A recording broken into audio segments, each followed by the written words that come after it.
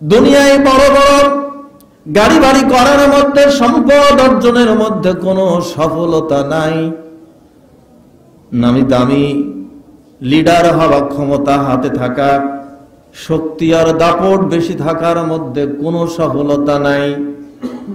সফলতা নাই বান্দার জ্ঞানে গুণিতে বিজ্ঞ হয়ে সমাজের লেভেলে মানুষ তাকে বুদ্ধিমান হিসাবে আখ্যায়িত করবে, এর মধ্যে কোনো সফলতা নাই। গাড়ি বাড়ি সম্পদ আদি, বংশের কৌলিন্যতা, সন্তান আদির বিশাল বংশের অধিকারী, এই কৌলিন্য বংশের গৌরবের মধ্যে কোনো সফলতা নেই। মুমিনের সফলতা হলো একমাত্র শুধুমাত্র আল্লাহ রাব্বুল আলামিনের সন্তুষ্ট হাসিল করে তার পুরস্কার জান্নাত পাওয়া।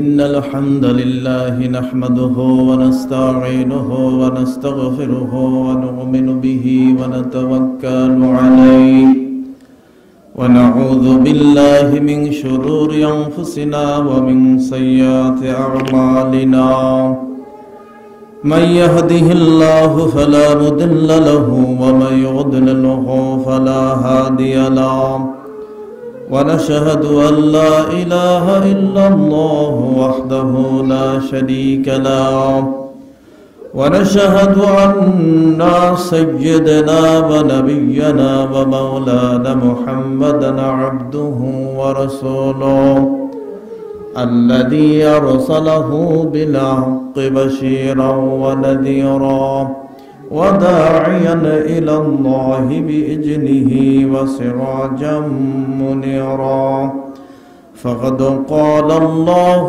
تعالى في كلامه المجيد وفرقانه الحميد أعوذ بالله من الشيطان الرجيم بسم الله الرحمن الرحيم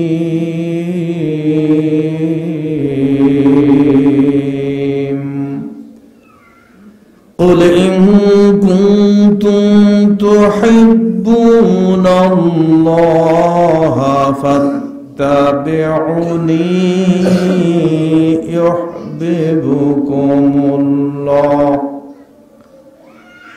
يحببكم الله ويغفر لكم ذنوبكم والله غفور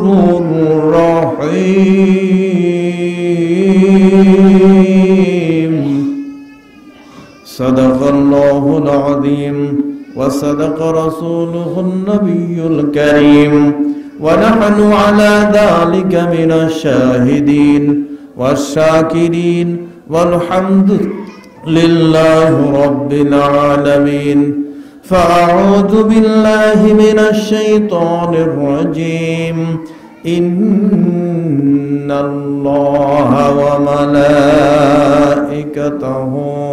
يصلون على النبي يا أيها الذين آمنوا صلوا عليه وسلموا تسليما ربي زدني علما ربي زدني علما ربي زدني علما মুআজ্জাজ মুকাররম সম্মানিত উপস্থিতি, আল্লাহ সুবহানাহু ওয়া তাআলার দরবারে হাজার লাখ কোটি শুকরিয়া জ্ঞাপন করছি যে মহান তাবারক তাআলা দয়া করে মেহেরবানি করে তারই ঘরে আমাদেরকে হাজির হওয়ার তৌফিক দান করেছেন।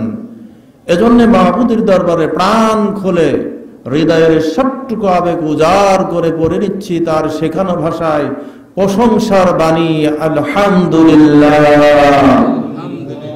হাজার লাখ কোটি দরুদ ও সালাম প্রেরণ করছি ওই নবীর প্রতি যাকে আল্লাহ পাক শেষ জামানার শ্রেষ্ঠ রাসূল সাইয়্যিদুল মুরসালিন করে আমাদের কাছে প্রেরণ করেছিলেন, আখির জামানার পয়গম্বর জনাব মুহাম্মদুর রাসূলুল্লাহ সাল্লাল্লাহু আলাইহি ওয়াসাল্লামের প্রতি। সম্মানিত সুধীজন, আমি আপনাদের সম্মুখে পবিত্র কোরআনে মাজিদের 3 নম্বর সূরার 31 নম্বর আয়াতে কারীমা তেলাওয়াত করেছি।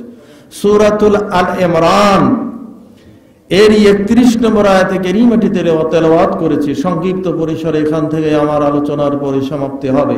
আল্লাহ পাক যেন আমাদের আজকের আলোচনা থেকে ফায়দাবান করে, শিক্ষা নিয়ে বাস্তব জীবনে আমল করার তৌফিক দান করে। এজন্য সবাই বলুন আল্লাহুম্মা আমিন।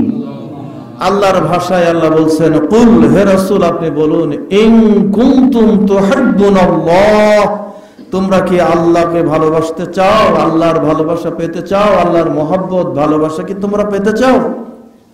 ইন কুনতুম তুহিব্বুনাল্লাহ, তোমরা কি আল্লাহর ভালোবাসা পেতে চাও? ফাত্তাবিউনি, আমি নবীর অনুসরণ করো। তাহলে ফাত্তাবিউনি, ফা মানে অতঃপর, ইত্তিবা শব্দের অর্থ হলো অনুসরণ করা, নি আমাকে। ফাত্তাবিউনি, তোমরা আমার অনুকরণ করো। ইউহিব্বুকুমুল্লাহ, আমার অনুসরণ করলে আল্লাহ তোমাদেরকে ভালোবাসবেন।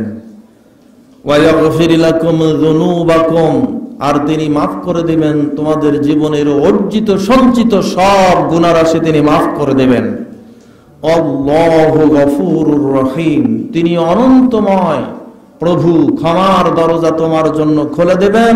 তিনি দয়ালু দাতা, পরম করুণাময়, রহমতের চাদর দিয়ে তোমাকে আবৃত করে নেবেন। সুবহানাল্লাহি ওয়া বিহামদিহি ওয়া সুবহানাল্লাহিল আযীম। মুআজ্জাজ মুকাররম, জীবনের সবচেয়ে বড় আমাদের চাওয়া এবং পাওয়া যেটি, সেটি হলো আমরা সবাই যেতে চাই আল্লাহর জান্নাতে। আল্লাহর জান্নাতই আমাদের জন্য, সবার জন্য মূল গন্তব্যের শেষ স্থান। আমাদের মনের গহীনে চাওয়া এবং পাওয়া হলো আল্লাহর পুরস্কার পেয়ে যেন ধন্য হই, আল্লাহর তৈরি জান্নাতে যেন মেহমান হিসেবে আমরা যেতে পারি। এটি হলো আমাদের লক্ষ্য। তারই আশায় আমরা ঈমান পোষণ করি, তারই আশায় আমরা নেক আমল এবং ভালো ভালো কাজ সম্পাদন করে থাকি। সম্মানিত সুধী, আল্লাহর ভাষায় আল্লাহ বলছেন যে বান্দা, জান্নাত আমি তোমাদেরকে দিয়ে দেব। দুটো কাজ তোমাদের করতে হবে।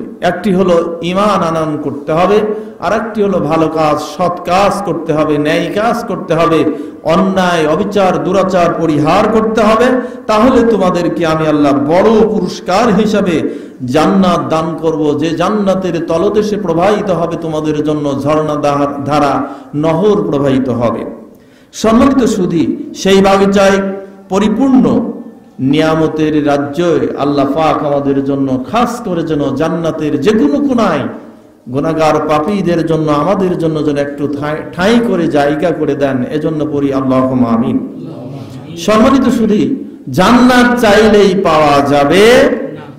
আল্লাহ দুটো জিনিস পরীক্ষা করে নেবেন। একটি হলো ঈমান এনেছে কিনা, এটা পরীক্ষা না করে আল্লাহ বান্দাকে ঈমানদার ঘোষণা দেবেন না। আর 2 নম্বর হলো সৎ আমল আমরা করি, সৎ আমলের সিস্টেম, পোড়া ক্রাইটেরিয়াস, এর স্ট্রাকচার, এর পোড়া অবস্থান আল্লাহ এবং রাসূলের ফরমাই যতক্ষণ না পড়বে ততক্ষণ সে কাজটি আমি আপনার কাছে ভালো মনে হলেও আল্লাহর কাছে ভালো মনে হবে না। আল্লাহ রাব্বুল আলামিন পৃথিবীর এই ধরাধামে বান্দার জন্য যেই জান্নাতের ব্যবস্থা রেখেছেন, তা 2টি শর্তের মধ্যে তিনি আরোপ করে দিয়ে বলছেন, বান্দা শোনো, ইন্নাল্লাযীনা আমানু ওয়া আমিলুস সালিহাতি লাহুম জান্নাতুন তাজরি মিন তাহতিহাল আনহার যালিকাল ফাওজুল কাবীর। নিশ্চয় যারা ঈমান আনয়ন করবেন এবং সৎ কাজ সম্পাদন করবে, ভালো ভালো কাজ সম্পাদন করবে, তাদের জন্য আমি রাব্বুল আলামিন রেখে দিয়েছি জান্নাতে পরিবেষ্টিত নিয়ামতে পূর্ণ সেই পুরস্কার, যেই জান্নাতের বাগানে তারা প্রবাহিতমান ঝর্ণাধারা দেখতে পাবে সেই জান্নাতের মধ্যে হাজারো নাজ এবং নিয়ামত।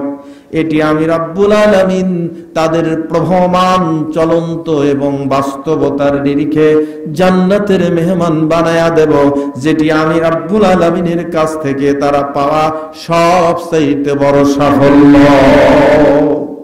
মুমিন ব্যক্তির সবচেয়ে বড় সাফল্য হলো আল্লাহর জান্নাতে প্রবেশ করা। বন্ধুগণ, দুনিয়ায় বড় বড় গাড়ি বাড়ি করার মধ্যে, সম্পদ অর্জনের মধ্যে কোনো সফলতা নাই। নামি দামি লিডার হওয়া, ক্ষমতা হাতে থাকা, শক্তি আর দাপট বেশি থাকার মধ্যে কোনো সফলতা নাই। সফলতা নাই বান্দার জ্ঞানে গুণিতে বিজ্ঞ হয়ে সমাজের লেভেলে মানুষ তাকে বুদ্ধিমান হিসাবে আখ্যায়িত করবে, এর মধ্যে কোনো সফলতা নাই। গাড়ি বাড়ি সম্পদ আদি, বংশের কৌলিন্যতা, সন্তান আদির বিশাল বংশের অধিকারী, এই কৌলিন্য বংশের গৌরবের মধ্যে কোনো সফলতা নেই। মুমিনের সফলতা হলো একমাত্র শুধুমাত্র আল্লাহ রাব্বুল আলামিনের সন্তুষ্ট হাসিল করে তার পুরস্কার জান্নাত পাওয়া। জান্নাত পেয়েছে তো আমাদের জীবন সফল, জান্নাত পায়নি আমাদের সব জীবনটাই ব্যর্থ। কথা ঠিক কিনা? এই সফল জীবনের জন্য বান্দাকে দুটো কাজে নিয়মিত লেগে থাকতে হবে। ইমানের মতো দৌলত যদি আমি না নিতে পারি, জান্নাত আমার ভাগ্যে নসিবে আল্লাহ পাক দেবেন না। ইমানের কত দাম, ইমানের কত দাম। আপনি যদি ইমান ছেড়ে দিতে রাজি হব না। বিশ্বনবী বলেছেন, ইমান যদি সরিষার দানা পরিমাণ, জাররা পরিমাণ ইমান নিয়ে আল্লাহর দরবার পর্যন্ত মুমিন যে পৌঁছতে পারবে, কবরে হাসরে ফুলসুরাতে আখিরাতের ময়দানে জাররা পরিমাণ ইমান নিয়ে কোনো ব্যক্তি যখন হাজির হয়ে যাবে, আমার রব্বুল আলামিন তার জিন্দিগির গুনাহ খাতাগুলিকে সব মুছে দিয়া ওই জাররা পরিমাণ ইমানটাকে বড় করে তুলিয়ে ধরে আল্লাহর পক্ষ থেকে 10টা পৃথিবীর সমান একটা জান্নাত তাকে দান করে দেবে। বন্ধু বাবন, জাররা পরিমাণ ইমানের বদৌলতে যদি 10টা পৃথিবীর সমান একটা জান্নাতের মালিক হওয়া যায়, আর ইমানটা যদি বড় করে, পোক্ত করে, শক্ত করে ধারণ করে কবরে যদি ইমানদার হিসাবে, শক্তিশালী ইমানদার হিসেবে যাওয়া যায়, তাহলে বলুন জাররা পরিমাণ ইমানের বদলত যদি 10টা পৃথিবী হয়, তাহলে শক্তিশালী ইমানের বদলা আল্লাহর কাছে কত বেশি, কত বেশি। ভাবার, চিন্তার, গবেষণার প্রয়োজন আছে কিনা ভাবেন। আল্লাহর ভাষায় তাই তো এটাকে বলেন আল্লাযীনা আমানু ওয়া হাদারু ওয়া জাহাদু ফি সাবিলিল্লাহি বিআমওয়ালিহিম ওয়া আনফুসিহিম আ'জামু দারাজাতান ইনদাল্লাহ ওয়া উলাইকা হুমুল